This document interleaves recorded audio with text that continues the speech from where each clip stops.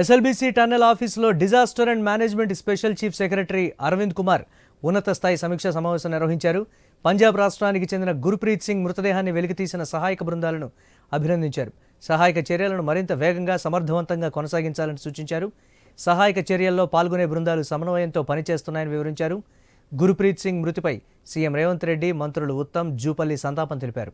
మృతుడి కుటుంబానికి 25 లక్షల నష్టపరిహారం ప్రకటించారు.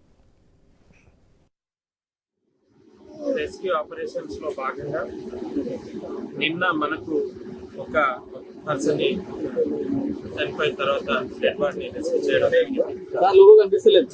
ఆయనను మనం గుర్ప్రీత్ సింగ్ గా గుర్తించడం జరిగింది.